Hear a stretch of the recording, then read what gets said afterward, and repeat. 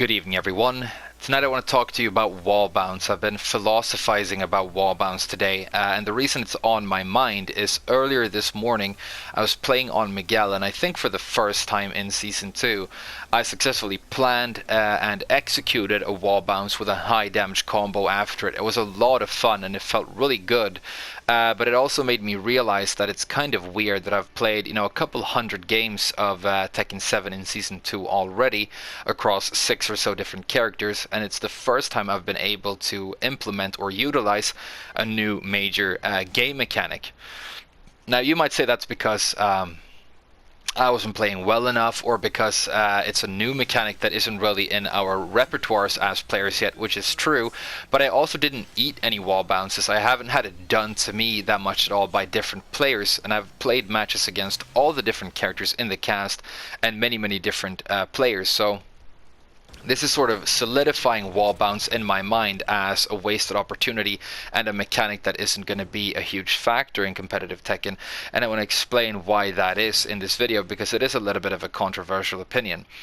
I will start by saying that when we first saw wall bounce in the previews for Season 2, it had me pretty worried, and the reason I was worried is I was getting flashbacks to Tekken Tag 2. I was thinking that you're going to be able to, for example, launch your opponent from a range like this, do a wall carry and then wall bounce like that, bounce Heihachi off the wall and reset your combo for really high damage. And the reason I don't want that is in Tekken Tag 2, in case you didn't play it, we had a mechanic known as Tag Assault, and what Tag Assault did is it made it so that our combos became very long and did a lot of damage. And so the typical dynamic of a round of Tekken Tag 2 was at the beginning of the round both players sort of scramble for the first launch, whoever gets it tries to carry their opponent to the wall, and then they sort of get to apply Oki for the round, because the wall combos were also supremely powerful due to Tag Assault. The reason that's not a lot of fun is because it means that there's only one major opportunity for the direction of the round to shift. And if it doesn't shift, it's going to make one of the players in the round, the one who lost, feel like they were completely helpless and didn't get to play Tekken. The most fun rounds of Tekken are the ones where the dynamic or the direction switches back and forth many times, and the person who ultimately takes it is the one who's able to pull through in the clutch. Now, obviously, when you're playing Tekken, your favorite round of Tekken is the one where you just destroy your opponent and perfect them and they don't get to play. But from a gameplay perspective and as a spectator, that's not what you're looking to see. That's not enjoyable. And so I think we have a much better balance in this game where you have an average of 2 to 3 combos per life bar, or maybe 3 or 4 combos per life bar instead, and there's a lot more playing back and forth going on, and I think that's very good. And so for these characters who can already deal very high damage when they're using the wall in their combos, I was afraid that the wall bounce mechanic would spiral out of control for a couple of characters, and it would be disrupting that pretty well balanced aspect of the game right now. I kind of really like the ratio of combo damage to life bar size in Tekken 7. I think it's one of the major successes of this game as compared to its predecessors. But it turned out, and it was you guys who taught me this in the comments on one of my videos, that you can actually use wall bounce in your combos. You can't use them on a launched opponent. They have to already be standing, or they have to be standing, and they can't already have been launched or spun before. And so they have to be like in a state like this, and then you do your wall bounce move, and then they come bouncing out, and then you can reconvert, and you can get very good damage. And I remember the first time I realized that that was the case. I was sitting in my room, and this is not a made-up story. This actually happened. I realized that that's how wall bounce is going to work, and I said out loud to myself, "Oh, so wall bounce isn't going to be a thing then." But it sort of took me until today to realize why I felt that way, and I'm going to explain it to you now. I think the first thing, and really one of the most major factors to why wall bounce isn't a huge factor right now, is we only got an average of 1 wall bounce move per character, and that makes it very specific. And the other thing is that the positioning that the wall bounce requires is very specific as well, because you can't be too far away, obviously. You don't want to be too close. You can be very close. It's still going to be kind of good in those situations because you get one more hit in your wall combo. It's very similar to when you break the floor on the floor break stage near the wall. You sort of re-wall spot with something like a standing forward, and you get slightly more damage on your wall combo, which is good, but it's not a major thing that is going to change a whole lot, and so it's kind of a waste of the mechanic. So what you really want to do with the wall bounce is be at a very specific distance. You don't want to be off axis. Well, you actually want to be slightly off axis, because what you can do then is you can spin the opponent and put them back in a spun state on the floor and do side combos and stuff. But if you're too off axis, the wall bounce simply doesn't occur. If you're too far away, it doesn't occur. If you're too close, it's not very powerful. And then you also need to do the one specific move that your character has that can wall bounce the opponent. And so if you were one of the few unfortunate characters who ended up with a wall bounce move that isn't very useful, it just means that you're not going to be able to play with this new major mechanic. And so what I want to talk about next, and this is something very important that I've been reiterating in a lot of my videos lately, but I'm starting to think it's like one of the fundamental truths of Tekken that I wish I understood better when I was new to the game.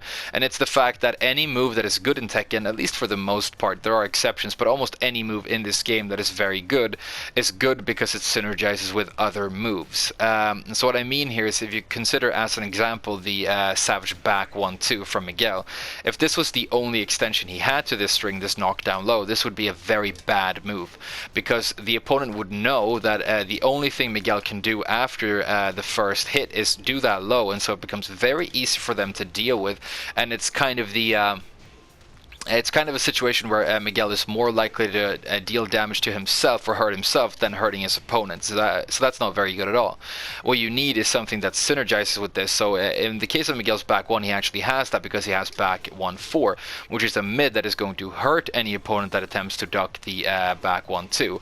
And so that makes both of the extensions in this string a lot more powerful, exponentially more powerful, because your opponent can be aware, have the correct information about what to do here, and can be one of the best players in the world. But if it's a true mix-up situation, there's always a chance that you're just going to deal damage. And so this is what you want to exist for your walls, for your wall bounce move. for it to be able to work. If you're not able to synergize with your wall bounce move in any way and make it likely to hit, for example in this situation, then it's just not going to happen a whole lot. And in the case of Miguel, I think that it's kind of unfortunate, because although his wall bounce move is a pretty good move, if we set Heihachi to all guard here, you'll see that this string is not natural, and there are also really almost no things Miguel can do to incentivize his opponent to attempt to duck here and eat this mid. So if they're prepared for it, they're just going to stand block here. It's the best option and not risk getting wall bounced.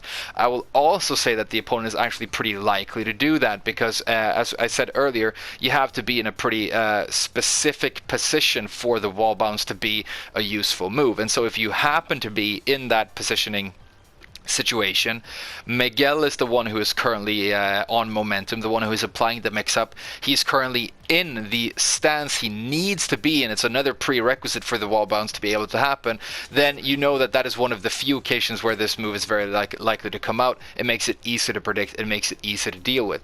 There is a small saving grace in the case of Miguel's wall bounce move, which I think is interesting, because if you look at this Savage 1, which is the first part of his wall bounce string 1-4, and compare it to back 1, if I'm just going to mix both of them up a little bit here, you can see that they look extremely similar. The only reason you can really tell them apart right now is one is mid and one is high, but there is no text on the hit spark in a real match, of course, so they can't tell the difference. And the back one that looks very similar does have the low extension that I showed you earlier, meaning that there is some synergy here, and that happens to be the reason I was able to hit a good player with this string and wall bounce them earlier this morning. I had been using this move previously on the floor break stage because it gives you a guaranteed floor break for a combo. My opponent was very scared of that. He saw the first part of this, thought it was the back one, and I was able to hit him with the 4, and I wall bounced. So I think what I want to do next is just jump to a couple of the different characters that I happen to play and talk about whether or not I think their wall bounce move is particularly useful or not useful, and why that is. I think the first one I want to jump to is actually ELISA, because out of the characters that I've looked at and that I play and know a little bit about, I think she might actually have the worst wall bounce move out of them all. And I think this is a character who might, you could play this character the rest of your life and never really wall bounce with her, and I'll explain why. So the string or the move that they gave ELISA for her wall bounce is the 4-2-3-3, which was previously a string that you almost never used with this character. It would occasionally see use as a combo ender, but it was rarely an optimal, or almost never really an optimal ender in any case, so you weren't really using it. So let's take a look at the string here so you know what I'm talking about first. This is the string, right? So the only wall bounce ELISA has is a move that comes as the last extremely telegraphed hit of a long string, meaning that your opponent can, like, go have a nap in the middle of the string and then wake up and still predict the fact that it's going to come out. It doesn't really have anything that synergizes really well with it. You have the 4-2-1, which is buffed in the new season, meaning it's going to come out a lot more, creating a little bit of synergy here. But the problem is that the way to deal with the 4-2-1 and the 4-2-3, unless you want to go for the very high risk option of trying to duck here or something and maybe launch it. I don't even know if that's possible, but I'm going to assume that it is, but let's see if it is. Yeah, so that's very duckable, right? Unless you want to be stupid and attempt the duck right there because you really want to get greedy for a launch, a very easy way to deal with both these options is to just keep on stand blocking, and you will never be able to wall bounce with ELISA when you're playing against an opponent who knows his stuff. I mean, you're so not likely at all to successfully hit with this string unless your opponent is very trigger happy, doesn't know that you have a powerful wall bounce move for the end here. When they see this string come out, I mean, there's nobody who's willingly going to try and swing. I just don't see it happening whatsoever. And so this is an example of a character who I think has gotten a very short end of the stick in terms of wall bounce, and it's sad when we have a really fun and cool looking game mechanic that some people just aren't going to be able to use whatsoever. And next I want to jump on to Qasimi, because I think Qasimi is a good example of where the synergy sort of exists a little bit more, and I think out of all the characters I play quite a lot, she might be the only one who's going to get to do some pretty serious wall bouncing. We're going to explain why. I mean, you're going to do them with all your characters on occasion, but assume that you're playing against a high-level opponent who knows what your wall bounce move is and who knows enough about Tekken not to swing in the middle of a string or something like that. Which, if that's not a level you're playing Tekken at currently, that's the level we're all aiming to play at, and the one that we eventually end up at if we're playing Tekken often. So I think that's the situation that we should consider when we consider the power of individual moves. Now for Qasimi, if we put Heihachi near the wall here, she got the Last Warrior 1, which is a pretty cool move, and that's going to be her wall bounce option. Now this is first of all a safe mid, which is very good, and it comes out as a single hit. It's not part of a long string. It's sort of telegraphed by the fact that it comes out of a string, out of a stance, not out of a string. But that doesn't really matter because of the fact that you have a very strong synergizing low right here. This is a powerful knockdown low that is also sometimes going to cause wall splats when you're at the same range from the wall as you would be if you were looking to wall bounce. Your opponent's going to be very scared of this house sweep anyway, especially if you've been applying it a lot. But if you are at this very specific range and you hit with it, I mean, you might even be able to wall splat the opponent, and so they're going to be on the lookout for this low, meaning that you have some seriously powerful synergy for your wall bounce move. It's also compounded by the fact that, like I said, this is a single hit. Qasimi doesn't need to lock herself into some sort of string to make this come out. So it's not going to be one of those situations where your opponent can know, oh, the only thing my opponent can do here is the wall bounce, and so I'm just going to stand block and not get hit by it. So what I want to do here is ask you guys what your experience with this mechanic is so far. I mean, are you playing one of the fortunate characters who got a very good wall bounce? Have you successfully applied it a lot? Have you found some consistent ways of doing powerful side combos? Have you seen a character who in particular is doing very well with this mechanic? Maybe, like Gigas, you actually have armor properties on your wall bounce, which I think is interesting and might create some space for Gigas to do some powerful stuff right there. Maybe not, because his power crash isn't really all that good, but I'm just going to throw out here that at least for the characters that I play, with the exception of maybe Qasimi, in reasonably high-level competition, the mechanic is almost never going to come to bear, and I think that's unfortunate. But I'm going to wrap this up by saying that I think this might actually be a very intentional design choice by Namco, and the reason I say that is, well, first of all, as we talked about at the beginning of this video, it's potentially very damaging for the balance of the game to throw in a new combo mechanic that might mess up the ratio of life bar size to combo damage, and you would maybe suddenly have, you know, compilations of people on YouTube finding weird situations where you could do death combos that weren't intended by the developers and so on. I also think that they sort of want the wall bounce to be something that happens occasionally.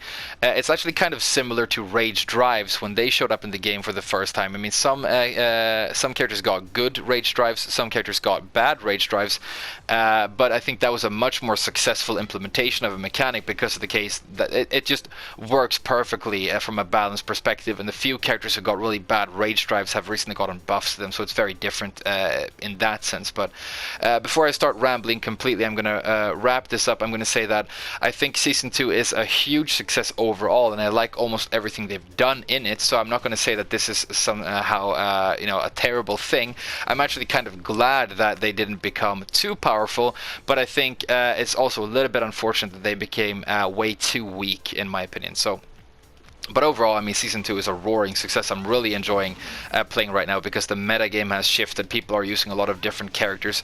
It's a lot more fun to play online and so on. So, but we're going to talk about that in a different video. Thank you so much for watching this one. Definitely weigh in with your own opinions. But I'll see you guys again very soon. Thank you for watching, and bye-bye for now.